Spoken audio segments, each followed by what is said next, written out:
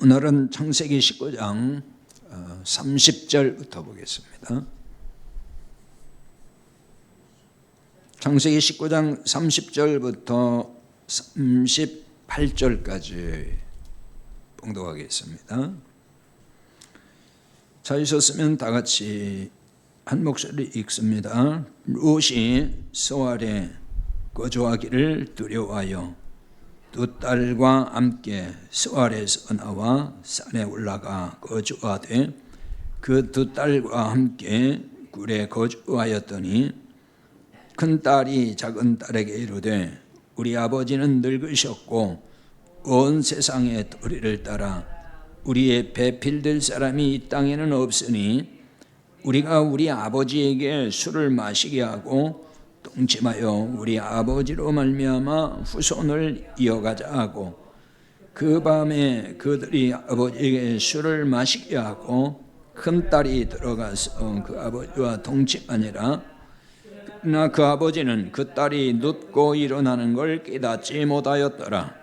이튿날 큰 딸이 작은 딸에게 이르되 어젯밤에는 내가 우리 아버지와 동침하였으니 오늘 밤에도 우리가 아버지에게 술을 마시게 하고 내가 들어가 동침하고 우리가 아버지로 말미암아 후손을 이어가자 하고 그 밤에도 그들이 아버지에게 술을 마시게 하고 작은 딸이 일어나 아버지와 동침하니라.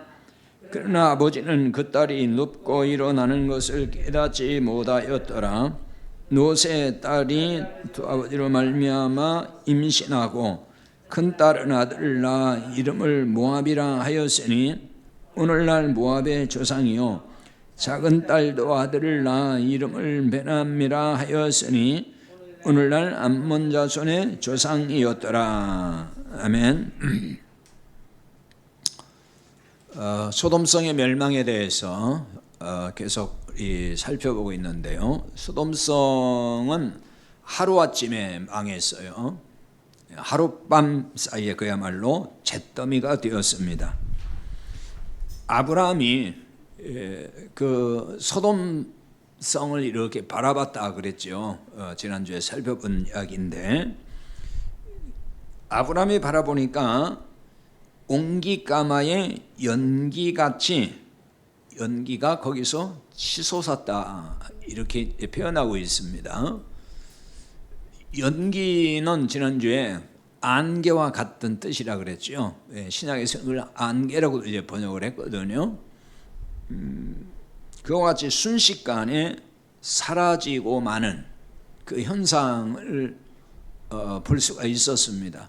그 화려했던 도시, 찬란했던 그런 여러 가지 문명들, 사람들이 즐기고 살았던 그 도시가 한순간에 싹 사라지고 말았습니다.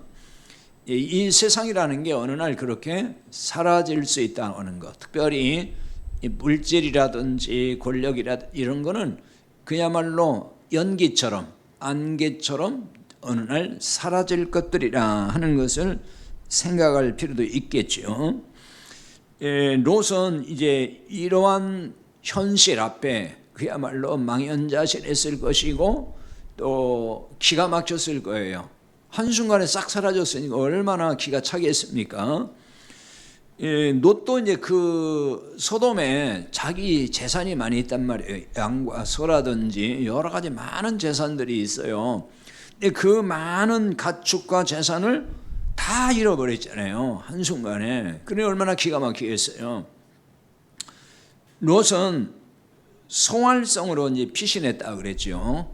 소돔성에서 아주 가까운 그 소활성으로 피신은 왔지만은 그 소활성에 거주하기를 두려워했다고 나옵니다. 30절부터 오늘 봤는데요. 다시 볼까요? 롯이 소알에 거주하기를 두려워하여 두 딸과 함께 소알에서 나와 산에 올라가 거주하되 그 두 딸과 함께 굴에 거주하였더라. 여기 왜 소활성에 거주하기를 두려워했다 했을까? 소활성에 거주하기를 두려워했다 그랬어요. 아마도 이제 그 아내가 뒤를 돌아보다가 소금 기둥이 됐잖아요. 그리고 그것을 이제 롯이 경험을 했고, 또 소돔성이 이제 어떻게 된 것을 이제 다 알게 됐고 보았을 것이고, 그러니 얼마나 이제 두렵겠냐고요. 거기 그 가까운 소돔성에 지금 있는데, 소돔성에 가까운 곳이 소알성인데 거기에 있을 때 얼마나 두려움이 계속 있겠냐고요. 이게 자신에게도 거기 있으면은 이 소돔성과 가까이 있는 한은 그 어떤 재앙이 또 내게 닥칠지도 그런다고 하는, 화가 비칠 수도 있다라고 하는 그 어떤 위기감, 두려움이 막 엄습했을 거라는 거죠. 거기 있는데 마음 편하게 뭐 있을 사람이 얼마나 되겠습니까? 그러니까 이러한 그 두려움, 이 두려움은 사람의 행동을 바꿔놓아요. 사람이 두려울 때 행동이 바뀌거든요. 그러니까 롯이 소알에서 이제 나오잖아요. 뭔가 지금 바뀌는 거잖아요. 소알성에 계속 있지 않고 거기서 나왔다는 것이 이걸 보여주고 있거든요. 만약에 롯의 아내가 그냥 여전히 안전하게 그대로 있었고, 또 소돔성이 망했더라도 다 망한 게 아니고 일부만 불에 타고 일부는 그냥 또 남아있는 상태였다. 그랬어도 그 소알성을 롯이 떠나려고 했을까?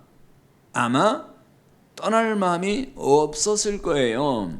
왜냐하면 여전히 사실은 소돔성의 미련이 많거든요. 거기서 너무나 잘 살았잖아요. 가진 것도 많고 쌓아놓은 게 많고. 그러니까 불에 싹 타버렸는데, 그렇지 않고 일부만 탔다 그러면은 미련이 또 남겠죠. 왜냐하면 거기 들어가면은 뭔가 또 건질 것이 있을 거라고 생각을 했을 것이고, 그럼 여기 소알성에서 빨리 떠날 생각을 안 하고 조금 더 봐서, 상황을 봐가지고 소돔성에 들어가서 뭔가 복구를 하고 거기서 다시 또 시작을 해야 되지 않나, 이런 생각을 사람이라면 충분히 가질 수가 있겠죠. 만약에 이런 현실이었다면은 소돔성을 쉽게 떠나려고는 하지 않았을 거예요. 이게 사람은 그 심판에 대한 두려움, 혹은 저주의 두려움이 있을 때에 행동이 바뀌어요.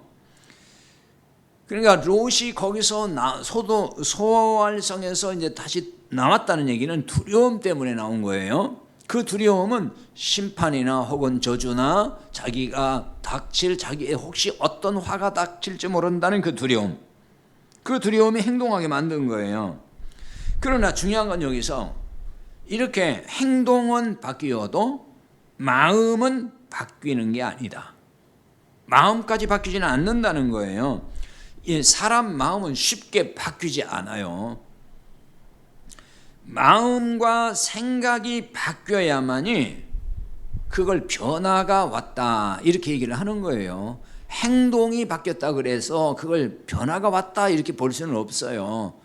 마음이 바뀌고 생각이 바뀌는 걸 다른 말로 말하면 가치관이 바뀐다, 이렇게도 말할 수 있거든요. 마음의 변화는 심판이라든지 어떤 저주의 두려움에서 바뀌는 건 아니에요. 그렇다고 해서 마음이 바뀌지는 않아요. 이 마음과 생각의 변화는 언제 바뀌느냐면은 사랑이라는 걸 깨달을 때, 내가 사랑받는 존재임을 깨닫고 알 때에 사람은 그때 마음이 바뀌고 생각도 바뀌고 가치관으로 이렇게 가치관이 바뀌는 거예요. 아이들을 보면 알 수가 있거든요. 아이들이 부모에게 막 야단을 맞고 매를 맞으면은 행동의 변화가 와요. 공부를 안 한다고 해서 막 매를 때리고 뭐 너 그렇게 하면은 또 맞는다 그러면서 억압하고 강제하면은 공부하는 척은 해요. 근데 그게 마음이 바뀌어서 공부하는 건 아니에요. 여전히 싫은 건 싫은 거거든. 안 해요. 그래도. 그런데 하는 척을 하는 거예요. 예, 그러니까 그런 걸 보면은 우리 아이가 뭐 이게 변했다, 바뀌었다 이렇게 이제 섣불리 단정할 때가 있는데 그렇게 섣불리 이렇게 성급하게 판단할 일이 아니에요. 매로 다스려 가지고 뭔가 바뀌는 거는 마음이 바뀌었다기보다는 그냥 행동이 바뀐 거거든요. 그래 그걸 가지고 이렇게 바뀌었다고 기뻐할 건 아니라는 거죠. 쉽게. 마음은 그대로인데 안 바뀌면은 안 하면은 또 매맞을 수 있다라고 하는 그 두려움. 그 두려움이 행동을 바꿨을 뿐이라는 거죠. 마음은 그대로 있는데. 근데 아이의 마음이 이제 언제 바뀔 수 있느냐, 언제 변화될 수 있느냐 그러면은 부모의 사랑을 진정으로 깨달을 때예요. 부모의 사랑을 진짜 깨닫게 되면은 그 이제 철이 드는 거잖아요. 그 철이 들면서 부모의 사랑을 이제 알게 되고 깨닫게 되면은 그때 이제 생각이 바뀌어요. 마음도 바뀌고 마음에서 우러나서 뭔가를 이제 하기 시작을 하는 거죠. 부모에게 순종을 해도 마음에서 순종하는 것이고 다른 게 아니에요. 근데 그전에는 야단 맞을까 봐, 혼날까 봐서, 매 맞을까 봐서 순종을 해도 순종한 거지 마음이 바뀐 건 아니었단 말이에요. 마음이 바뀌면서 행동의 변화로 이어질 때 이걸 보고서 변화되었다 이렇게 말을 할 수 있는 거죠. 신자가 변화되는 거 마찬가지라는 거예요. 신자도 변화가 와야 되는데 마찬가지예요. 율법으로 억압을 하고 저주받는다 그러고 이러면 이제 두려움이 오잖아요. 내가 이렇게 안 하면은 벌 받는데, 이렇게 안 하면은 복을 못 받는데 저주받을 수도 있대. 그 율법으로 억압을 하면은 굉장히 두려움이 생겨요. 항상 하나님에 대한 두려움이 오는 거예요. 그러면 그 두려움을 준다 그래서 그 두려움이 있다 해서 그게 변화되는 건가?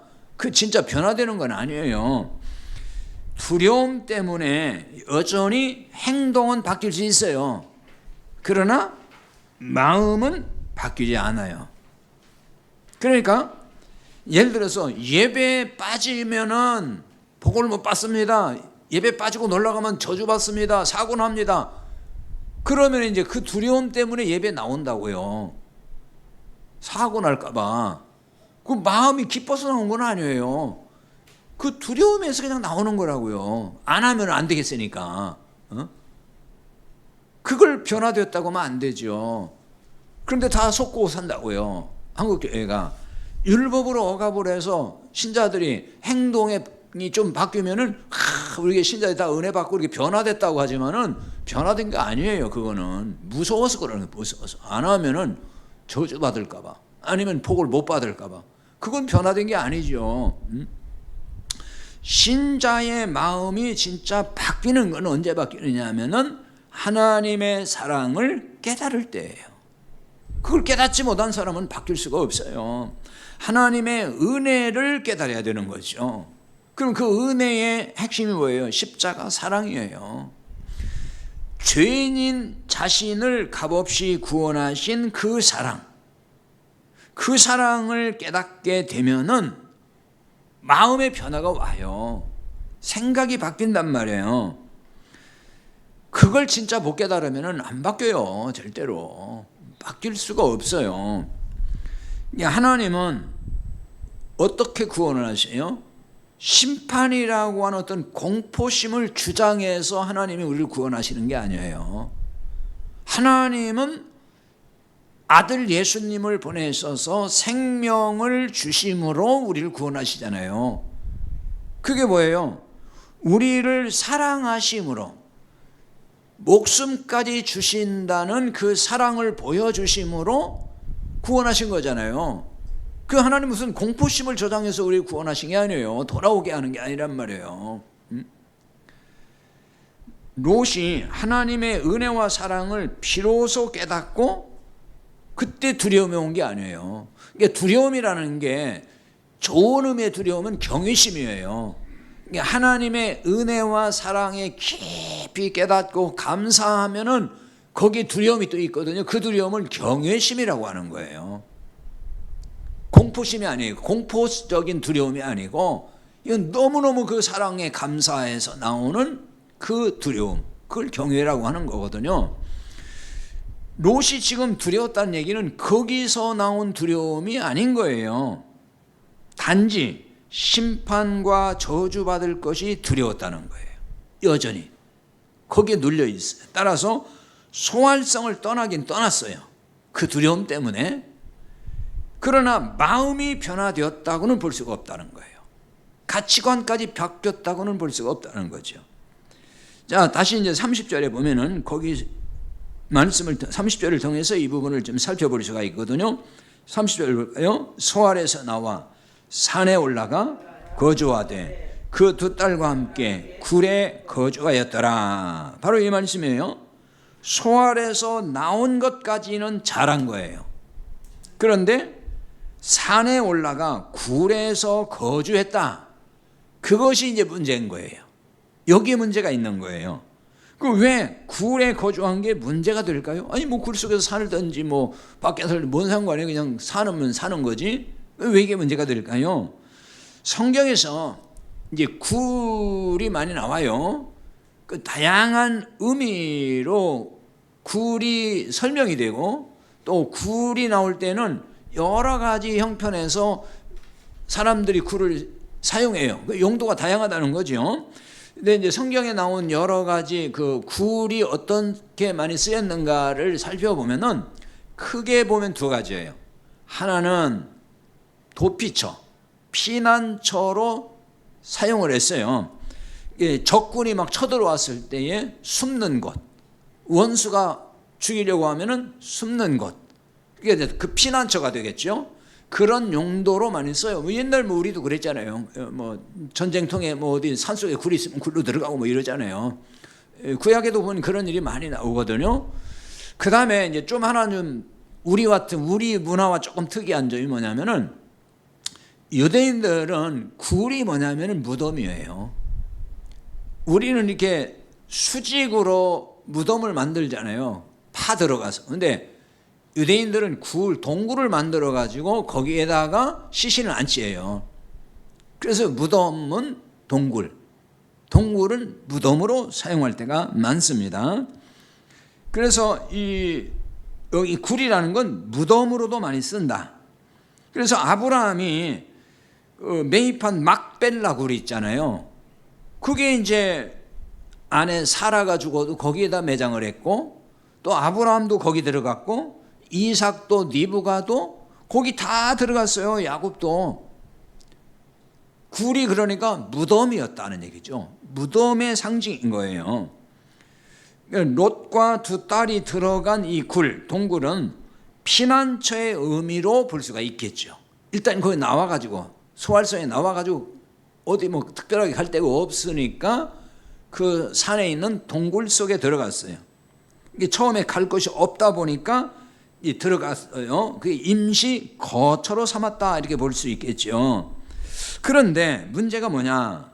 이 굴에 거주하였다 그랬는데 원문의 시제로 보면은 이 계속 거주하고 있다, 그런 뜻이에요. 계속 거주하고 있다. 롯과 두 딸이 들어간 동굴은, 거기는 임시로 있으면 몰라도 계속 있을 곳은 아닌 거예요. 사실은 이들이 가야 될 곳, 거기는 임시, 그리고 이제 진짜 가야 될 곳은 어디냐면은 거기를 떠나서 아브라함과 합류해야 되는 거예요. 아브라함과 합류해서 언약 백성으로 살아야 된다는 얘기죠. 왜냐하면은 지금 문제가 왜 된 거죠? 아브라함과 헤어졌잖아요. 아브라함 그 식솔과 갈등이 생겨가 재산이 늘어나면서 이 롯이 선택해서 간 곳이 그 소돔성이란 말이에요. 그쪽으로 이주해가지고. 왜? 거기 가니까 살기 좋은 곳이에요. 딱 봤더니. 그러니까 아브라함과 사실은 헤어지면 안 되는데, 아브라함은 지금 언약을 따라 사는 사람이잖아요. 그러니까 아브라함 안에서 같이 그 언약 백성으로 살아가야 맞는 건데, 그게 아니고 자기 나름대로 그냥 살기 좋은 육신의 생각을 쫓아서 소돔성까지 흘러들어가 거기서 산 사람이 롯이란 말이에요. 결국 그래서 소돔성이 망하고 거기서 결국 다 모든 걸 다 놓고서 그냥 사라지는 걸 경험하고 나왔잖아요. 그럼 이제 어디로 가야 돼요? 아브라함으로 다시 돌아가야 맞는 거잖아요. 그래서 언약 백성으로 살아가야 되는데 그러질 못하고 그냥 동굴에 있으려고 했다. 그 산에. 따라서 소돔의 잔재인 율법주의, 자, 소돔성은 율법주의의 어떤 교회 모형이라고도 했어요. 그 율법주의 그 율법주의를 버리고 하나님의 언약을 바라보고 이제 살아야 됐던 거죠. 아브라함과 합류해서. 이렇게 사는 게 뭐냐면은 진정으로 하나님을 피난처로 삼아서 사는 거예요, 이게. 그러니까 이 사람, 이 롯과 두 딸은 지금 동굴이 피난처가 되어버린 거잖아요. 그건 진정한 피난처가 아닌 거예요. 진정한 피난처는 하나님께 있는 거죠. 그래서 시편 46편 1절 거기 적어놨는데 하나님은 우리의 피난처이시요 힘이시니 환난 중에 만날 큰 도움이시라 그랬죠. 성경에 보면은 줄곧 믿음의 사람들은 다윗을 비롯해서 믿음의 사람들은 뭐라고 전부 다 고백을 했냐면은 하나님이 우리의 피난처입니다. 하나님이 내 인생의 피난처다. 그렇게 늘 고백을 해요. 우리가 갈 곳은 하나님께로 돌아가는 것이고 하나님 품 안에 사는 것이 그게 우리의 피난처고 안전한 곳인 거예요. 그게 그리스도 안에 사는 거예요. 그게 바로 신약적으로 말하면은 천사가 소돔성 멸망 직전에 산으로 도망하라고 했던 말이 바로 이거예요. 산으로 도망하라 했잖아요. 그래서 앞에 그 17절에 보면 산으로 도망하라 천사가 그 말을 할 때에 그 산은 사실은 앞에 정관사가 있어요. 원문에는 그 산이라고 되어 있어요. 하하라 그러거든요. 히브리 말로. 그건 그 산이란 말이에요. 하라는 말은 히브리어의 정관사 더예요. 영어로 말하면 그 산. 그러니까 그 산이라는 것은 하나님이 지정해 주신 그 어떤 산이란 뜻이 되는 거죠. 하지만 롯이 산에 올라가 들어간 동굴은 바로 그 산이 아니었다 하는 걸로 볼 수가 있는 거예요. 자, 여기서는 그러니까 나와야 되는 거예요. 그런데 계속 어떻게 해요? 머물려고 했다는 거지, 이곳에. 나오지 않고 머물고 있다가 지금 엄청난 사건이 발생을 했어요. 그게 뭐예요? 두 딸이 아버지와 동침을 해서 자식을 낳은 사건이란 말이에요. 자, 얼마나 이게 충격적인 사건입니까? 입에 담기도 부담스러운 내용이잖아요. 이 얘기를 설명하기조차도. 그렇잖아요. 그런데 이제 이 사건을 바라보는 시각, 또 이걸 해석하는 시각이 여러 가지가 있는데 크게 보면은 두 가지로 엇갈려 있어요. 하나는 그러니까 이 사건을 문자 그대로 안 보고 그냥 영적으로만 해석을 하기 위해서 보는 시각. 그래서 이제 전통적인 해석의 틀을 깨는 경우가 있어요.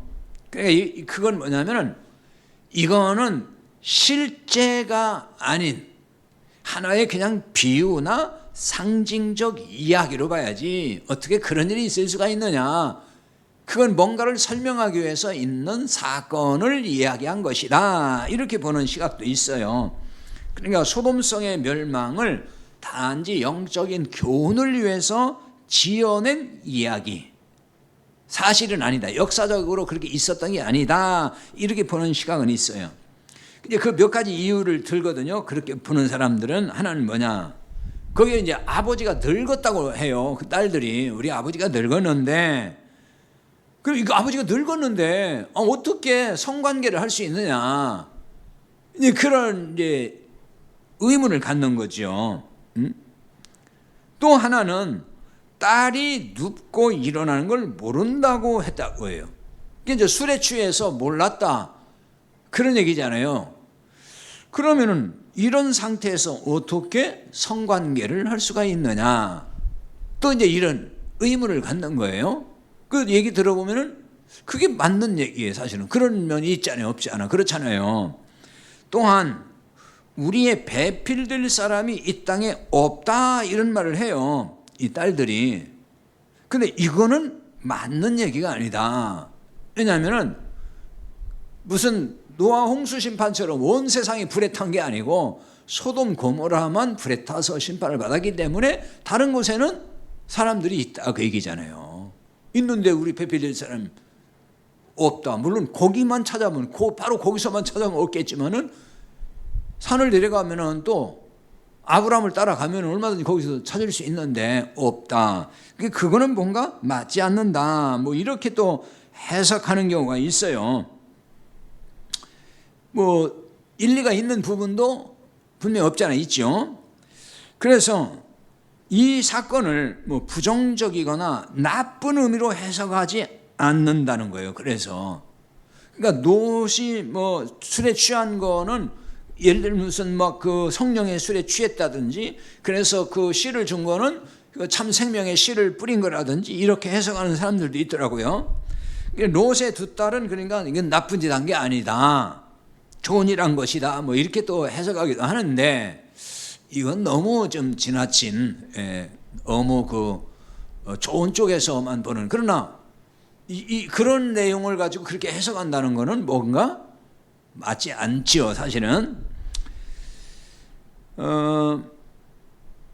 그렇기 때문에 이 소돔 고모라의 멸망과 또 롯과 두 딸의 이 이야기는 이거는 사실로 봐야 된다. 사실. 그러니까 역사 속에 있었던 사실로 봐야 되는 것이지 이게 어떤 가공의 그냥 어떤 이야기, 꾸며낸 이야기 이렇게 볼 수 없다는 거예요. 일단 이제 문자대로 역사적 사실로 봐야 한다는 말이지. 문자대로 일단은 그러면서 중요한 건 뭐죠? 이 사건에 담긴 복음적 의미를 보는 거. 그게 이제 중요하겠죠. 앞서 제기한 문제점을 이해하기 어려워요, 사실은. 그런 문제점도 선뜻 다 이해는 돼요. 그렇지 이런 생각이 들어요. 그러나 어렵지만은 사실에 근거로 한 이야기로 읽어야 된다. 납득하기 어려운 부분에 매이지 말고 전체적으로 주는 메시지를 볼 필요가 있다는 거죠. 이 사건을 통해서. 그것이 바로 뭐냐면 이 사건에 담긴 복음의 시각인 거예요. 이 사건에 담긴 어떤 복음이라는 거죠. 이런 점에서 롯과 두 딸의 사건을 이제 풀어갈 필요가 있습니다. 일단 롯과 두 딸이 동굴에 거주했다는 이야기부터 한번 살펴보자고요. 이 굴은 피난처의 용도로 많이 나오긴 하지만은 아까 말씀드렸죠? 무덤의 용도, 무덤의 의미를 가지고 있다 그랬죠. 실제로 이제 롯과 두 딸이 거기에 이제 피난처로 알고 들어갔던 굴이긴 하지만은 그런데 결국은 여기가 뭐가 되고 말았냐면은 이들의 무덤이 되었다. 영적 무덤이 되었다는 얘기예요. 그러니까 죽어서 거기 묻혔다는 얘기가 아니고 이제 무덤이 되고 말았어요. 왜냐하면 바로 이 굴에서 두 딸이 아버지를 통해서 생명을 잉태하고 자식을 낳았기 때문에 그게 무덤으로 만든 거예요. 그게 바로 이 굴이란 말을 히브리어는 메아라 그러거든요. 근데 어떤 뜻에서 왔냐면은 벗긴다. 완전히 시로라기 하나도 없이 다 벗는 거. 그래서 벌거벗다. 그래서 다 이렇게 노출되는 거. 드러낸다. 이런 뜻에서 온 말이 여기 굴이에요. 굴. 그러니까 이 뜻이 보여주는 것처럼 두 딸은 그 아버지와 함께 뭘 보여준 거예요? 벌거벗은 수치를 보여줬다는 거죠. 굴 안에서. 뭐 설명하지 않아도 다 상상이 되잖아요. 그러니까 이게 무덤은 물리적 무덤이에요, 분명히. 그런데 이 물리적 무덤을 진짜 무덤으로 만들었다는 거예요. 영적인 면에서. 여기서 죽음의 자식이 잉태되었고 죽음의 자식이 세상에 나왔기 때문에 그래서 무덤이라고 하는 거예요. 무덤이 되고 말았다. 그 죽음의 자식이 누구냐면은 모압과 암몬이에요. 여기서 나온 자식이 모압과 암몬이잖아요. 자, 37절 38절 거기 나왔죠? 읽어보겠습니다. 큰 딸은 아들을 낳아 이름을 모압이라 하였으니 오늘날 모압의 조상이요, 작은 딸도 아들을 낳아 이름을 베남미라 하였으니 오늘날 암몬 자손의 조상이었더라. 여기 모압과 암몬 나오죠. 모압과 암몬. 이 모압과 암몬은 율법의 산물, 율법으로 낳은 아들이란 뜻이 돼요. 율법의 산물을 의미하는 거예요. 율법의 열매인 거죠. 그러니까 롯의 딸들이 아버지에게 술을 마시게 하고 동침해서 난 자식이기 때문인 거예요. 그러니까 하나님이 주시는 은혜의 순리를 따라서 난 자식은 그게 복음의 열매가 돼요. 그런데 하나님의 순리를 역행해서 인간이 지 마음대로 해서 자식을 낳는 것을 율법의 열매라고 하는 거예요.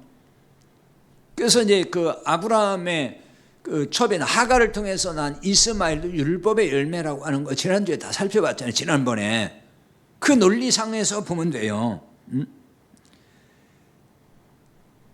모압과 암몬은 율법의 산물이다. 그러니까 이걸 이제 다른 말로 바꿔 말하면 이런 거잖아요. 딸들이 지금 정상적인 남편을 통해서 자식을 낳은 게 아니고 아버지를 남편 삼은 거잖아요.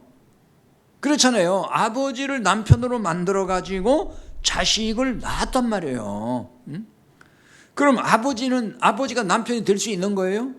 이건 되면 안 되는 거죠. 아버지는 남편이 될 수가 없단 말이에요. 그러니까 그 아버지는 이 딸들에게 진짜 남편 아니고 가짜 남편인 거죠, 사실은. 남편 역할을 해버렸어요. 남편은 아닌데. 그러니까 이제 가짜 남편이라고 봐야 되겠죠. 가짜 남편을 통해 낳은 자식을 율법의 자식이라고 하는 거예요. 그래서 율법의 자식은 바로 죽음의 자식이다. 멸망으로 가는 자식인 거예요. 그게 율법은 그렇잖아요. 결국은 정죄하고 생명을 주지 못하고 멸망으로 가게 하잖아요. 그래서 왜 죽음의 자식일까 하는 부분을 한번 살펴보겠습니다. 사람에게 생명을 주지 못하고 죽이는 일을 한다. 그게 바로 죽음의 자식인 거예요. 복음은 생명을 주잖아요. 근데 율법의 자식은 생명을 주는 일을 못해요. 죽음으로 이끌어요. 그냥 멸망으로 이끈다는 말이에요. 민수기 25장에 보면은 이스라엘 백성이 모압 여인들의 미혹을 받아요. 그래서 음행에 빠져요. 거기 이제 25장 1절에 관하는데 거기 볼까요? 이스라엘이 시딤에 머물러 있더니 그 백성이 모압 여자들과 음행하기를 시작하니라. 모압 여자들과 음행을 했어요. 시딤에서 광야 생활할 때 일어난 일이에요.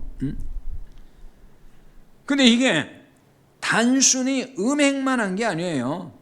그 음행이라는 게 뭐냐? 그건 이방인들의 종교의식이에요. 고대 세계의 음행은 전부 그거가 연결돼요. 신전에서의 종교의식이에요. 종교행위. 그게 구체적 설명은 하지 않겠습니다만은 자, 그거예요. 언젠가도 설명 한번 드린 것 같기는 한데, 그러니까 여기서 지금 모압 여자들이 음행했다 하는 얘기는 단순히 그냥 어떤 간음만 행위만을 말하는 게 아니고 이건 우상 앞에서의 신전의식, 그걸 말하는 거예요. 그러니까 이게 뭐냐면 결국 우상 숭배했다, 그 얘기예요. 그러니까 이것으로 인해서 모세가 바알볼 우상에게 가담한 이 자들을 전부 죽이라 그러거든요. 다 처단을 해요. 그러니까 이것만 봐도 모압은 지금 모압 여인들이 이제 모압의 후손이잖아요. 다 모압이잖아요. 그 모압은 뭐 하는 거예요? 무슨 일을 했어요? 죽이는 일을 한 거잖아요. 이스라엘 백성을 죽음으로 몰고 간 거잖아요, 결국은. 하나님을 떠나서 죽음의 길로 가게 만들었다는 거예요. 그래서 이게 율법의 자식이 그래 죽음의 자식이라는 게 이거예요. 그 후손들은 다 죽음의 자식들이잖아요. 이런 일을 했다. 하나님의 백성을 미혹해서 죽음의 길로 자꾸 가게 만든다, 그 얘기예요. 또 그 다음에 역사 속에서 모압과 암몬, 그러니까 이제 모압이나 암몬이나 다 같은 씨잖아요. 그러니까 다 같은 역할을 한 거예요, 사실은. 그냥 동일시해도 돼, 동일시. 왜냐하면 모압과 암몬은 공이 이스라엘을 굉장히 괴롭힙니다. 이스라엘을 힘들게 만든 족속들이에요. 암몬은, 예를 들면 암몬은 사사시대부터 이스라엘의 적이 됐습니다. 그래서 암몬과의 갈등이 최고조에 이르는 것은 사울왕 다윗왕 시대였어요. 그래서 사무엘상 11장에 보면은 사울이 암몬과 싸워가지고 막 진멸한 이야기 나오고, 그 다음에 사무엘하 10장에 가서 보면은 다윗이 또 암몬과 싸우는 이야기가 나와요. 그래서 암몬과 모압은 항상 이스라엘의 대적자였고 이스라엘을 괴롭혔고 힘들게 했던 적속들이었다, 그거예요. 자, 모압과 암몬은 말씀드렸듯이 율법주의자들을 모형으로 보여주는 거예요. 율법의 자식들이라고 그랬잖아요. 어둠의 자식, 멸망의 자식들. 이들이 이스라엘을 공격하고 괴롭힌 건 신약적으로 말하면 뭐예요? 복음적인 교회를 공격하고 핍박하는 것과 같은 거예요. 그걸 모형으로 보여주는 거예요, 이미 구약에서. 그러니까 율법주의는 복음적인 신자와 교회를 공격하고 핍박을 한다는 거죠. 그 예수님 때에도 예수님은 하늘의 복음, 천국 복음을 말씀하잖아요. 그리고 예수님을 계속 괴롭히고 십자가 못 박게까지 한 자들 유대 율법주의자들이잖아요, 바리새인들. 율법주의는 항상 그러는 거예요. 복음을 반대하고 회방하고 핍박하고 괴롭히고. 바울이 복음을 깨닫고 복음을 전하고 다니니까 유대 율법주의자들이 바울을 그냥 둘라고 했어요? 죽이려고 했다고요. 엄청나게 쫓아다니면서 복음을 전하니까. 그런 일이 항상 있었어요. 초대교회 당시 율법주의자들이 들어와가지고 교회를 어지럽히고 어렵게 만들고 이렇게 되는 거란 말이에요. 어느 시대나 그랬어요. 그 지금도 마찬가지고, 지금도 영적인 싸움이 있는데 그게 바로 율법주의와 복음주의의 싸움인 거예요. 한국교회에도 이 싸움이 있는 거예요, 지금도. 자, 율법 아래 있는 교회는 바로 이런 신자, 이런 그 죽음의 자식을 생산한다는 거죠. 롯의 딸들이 아버지와 동침하듯이 가짜 남편을 만들고 있다. 이 율법주의 교회예요. 이 가짜 남편을 통해서 율법의 자식을 생산하고 있다는 얘기죠. 그 가짜 남편이 뭐예요? 율법인 거예요, 율법. 몇 주 전인가 언젠가 한번 설교했잖아요, 제가. 로마서 7장을 통해서. 그럼 교회의 진짜 남편, 우리 그리스도인들의, 자, 성도의 진짜 남편은 누구예요? 그리스도잖아요. 그리스도가 우리의 진짜 남편이란 말이에요. 그러니까 그리스도 외에는 다른 남편을 둘 수가 없어요. 다른 남편인 율법이 우상이 돼. 그럼 율법이 남편이 되면 그게 우상이 되는 것이고 그게 간음이라고 하는 거예요. 그게 성경의 간음이라는 얘기는 다 그런 얘기를 하는 거예요.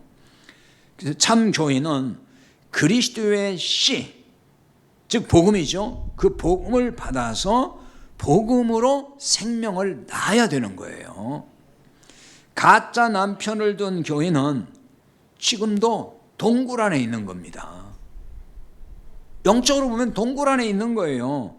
그럼 이런 교회와 신자라면은 동굴에서 나와야 살 길이 열리는 거지, 동굴에 그대로 있으면 안 되는 거예요.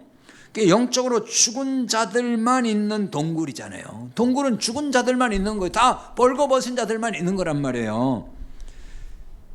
거기서 나와가지고, 즉 가짜 남편 버리고 진짜 남편을 만나야 된다, 그 얘기예요.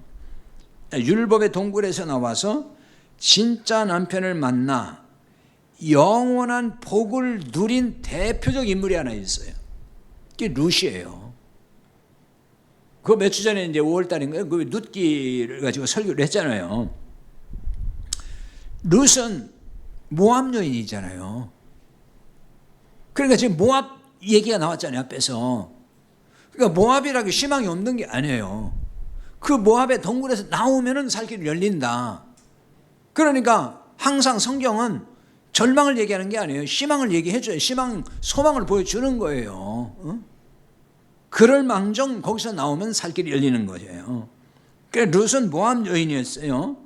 처음에 만난 남편은 사실은 율법의 남편이었어요. 기리온이라고 하는 유대인이에요. 분명히 그도. 그렇지만은 생명을 갖지 못한 율법의 남편이었던 거죠. 그래서 그냥 죽었어요. 이 남편이 죽고, 첫 번 율법의 남편이 이제 죽고, 그래서 이제 어떻게 하죠? 모압을 떠나가지고 베들레헴으로 오잖아요. 베들레헴이 뭐라겠죠? 떡집이라고 했잖아요. 복음의 집을 말하는 거예요. 그리로 돌아와서 누구 만나요? 보아스라고 하는 남편을 만나요. 그게 참 남편을 말하는 거예요. 보아스는 누구를 모형한다 그랬죠? 그리스도. 예수 그리스도를 모형으로 보여준 거예요.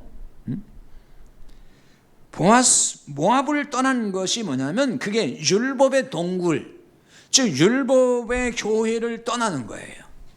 그게 동굴에서 나오는 거와 똑같은 거예요. 그리고 베들레헴으로 온 것은 생명의 떡이 있는, 복음이 있는 교회로 온 거, 그걸 말하는 거예요. 바로 여기서 룻은 그리스도를 예표하는, 즉 보아스라고 하는 남편을 만났다. 그리스도를 만났다는 거예요. 그리스도를 남편으로 만났다는 얘기를 하는 거예요. 자, 룻은 모압의 이방 여인이었어요. 분명히 모압의 자식이에요. 어둠의 자식인 거예요. 멸망의 자식이었죠, 사실은. 그런데 보아스를 남편으로 만나서 그의 인생이 확 달라져 버린 거예요. 그리스도를 만나서. 자, 보아스를 남편으로 만나서 오벳을 낳았다 그러거든요. 룻기서 맨 끝에 가서 그 얘기 나오죠. 오벳은 이새를 낳았고 이새는 다윗을 낳았어요. 이게 이제 쭉 그 족보를 따라가면 마태복음 1장에 그렇게 잘 나와 있어요. 그래서 쭉 내려가다 보면은 이제 누구로 이어져? 예수님의 탄생으로 이어지잖아요. 이 말은 그리스도가 오시는데 쓰임 받았다는 얘기예요. 모압 자손인데도. 그러니까 모압 자식으로 태어나도 다 저주받고 끝나는 건 아니에요. 거기서 나오면 살 길이 열린다. 율법에서 나오면 생명을 얻고 다 살 길이 열린다. 그걸 보여주는 거죠. 지금도 소돔성과 같은 율법주의 영향 아래 있는 교회가 너무나도 많잖아요. 그러니까 이런 교회는 영적으로 보면 동굴 안에 있는 것 같은 거예요. 지금 옷과 두 딸이 동굴 안에 있듯이 동굴 안에 있는 것 같은 거예요. 영적으로 동굴 안에 거하고 있는 신자들이 아직도 많다는 거죠. 거기서 못 나오고 있어요. 자, 아까 동굴은 어디서 온 말이랬죠? 어떤 뜻에서? 벗긴다, 혹은 벌거벗다, 드러낸다. 거기서 나온 말이라겠죠? 따라서 동굴에 있다는 말은 뭐냐? 벌거벗은 그대로 있다, 그 말이에요. 벌거벗은 그대로. 그러니까 벌거벗은 대로 있다는 얘기는 수치를 모르고 있다는 거예요. 벌거벗은 수치를 모르고 그대로 있다. 그게 무슨 얘기겠어요? 죄가 있는 상태를 말하는 거예요. 여전히 죄라고 하는 그 수치스러운 부분, 부끄러운 부분이 있는데 그거를 죄라고 여기지 않아서 부끄러운 줄 모르고 있는 상태. 그게 율법 아래 있는 사람들이에요. 라오디게아 교회가 그런 모습을 보였습니다. 계시록 3장 17절 18절 적어놨어요. 같이 볼까요? 내가 말하기를 나는 부자라 부유하여 부족한 것이 없다 하나 내 권고한 것과 가련한 것과 가난한 것과 눈먼 것과 벌거벗은 걸 알지 못하는도다. 내가 너를 권하노니 내게서 불로 연단한 금을 사서 부유하게 하고 흰옷을 사서 입어 벌거벗은 수치를 보이지 않게 하고 언약을 사서 눈에 발라 보게 하라. 자, 여기 내용을 자세히 다 설명을 하지 않겠어요. 여기서 오늘 말씀과 관련된 부분만 살펴볼게요. 지금 이게 라오디게아 교회 상황이거든요. 거기 뭐라 했냐? 벌거벗은 걸 알지 못하는도다. 라오디게아 교회 지금 신자들이 벌거벗었다는 거예요. 벌거벗은 상태. 그런데도 뭐냐면은 그 자기의 그 벌거벗은 것을 모르고 있는 거예요. 벌거벗어서 수치스러운, 그러니까 수치스러운 게 뭐예요? 죄가 그대로 있는 거잖아요. 그걸 가려야 되는데 가릴 줄 모르고 부끄러움도 모르고 있는 그 상태, 그거예요. 그래서 지금 뭐라고 하죠? 예수님께서 흰옷을 사서 입어 벌거벗은 수치를 보이지 않게 하라. 흰옷을 사서 입어. 여기 사서 입는 자는 뭐 돈 주고 사서 입으라는 얘기가 아니고 그냥 옷을 입다 그런 뜻이에요. 그 흰옷이 뭐냐면은 하얀 거니까 의로움을 말하는 거예요. 의의 옷. 의롭게 해주는 바로 그 옷. 그것을 입어서 벌거벗은 그 수치스러운 부분, 그 추한 부분, 더러운 부분을 가려라, 그 얘기거든요. 감춰라. 그게 무슨 얘기겠어요? 흰옷은 의의 옷. 복음을 통해서, 복음을 믿음으로 예수님의 피로 말미암아 모든 죄가 다 덮어지는 거, 없어지는 거. 그게 의의 옷을 입는 거예요. 그러면 죄가 다 가려서 보이지 않는 거, 이제는. 그렇게 하라, 그 얘기예요. 근데 동굴 안에 있는 사람들은 율법 아래 있다 그랬잖아요. 뭐가 문제냐면은 율법을 자기가 지켜서 그 자기 의로 덮으려고 한단 말이에요. 선한 행위로. 근데 안 덮어지는 거예요, 그걸로. 근데 본인은 덮었다고 생각한단 말이에요, 착각. 갈라디아, 여기 지금 라오디가 교인들이 벌거벗은 걸 알지 못한다 그러잖아요. 오늘날도 마찬가지예요. 율법을 좀 몇 가지 지키는 것 때문에 자기가 되게 의로운 줄 알아요. 자기 죄를 못 보는 거예요. 우리의 죄를 덮어버리는 것은 율법의 행위가 아니고 오직 그리스도의 피만이 우리를 덮어버린단 말이에요. 그게 의의 옷이라고 하는 거예요. 복음의 옷이라고도 하고요. 이걸 다른 말로 말하면 그리스도로 옷 입는다, 이렇게 말하는 거예요. 그리스도로 옷 입는 거예요. 자, 가짜 남편을 버리고 진짜 남편인 그리스도를 만날 때에 입을 수 있는 옷, 그게 의의 옷이에요. 그 옷을 입은 자가 그게 진짜 구원받은 사람이고 그게 예수를 믿는다는 사람인 거예요. 참 남편이신 그리스도가 입혀주시는 바로 그 옷인 거예요. 우리의 영원한 남편이신 그리스도로 인해서 이제 그분 안에서 그분이 입혀준 그 옷을 같이 입고 거기서 만족하며 행복을 누리면서 살아야만 될 것입니다. 305장 우리 찬송하고 마치겠습니다.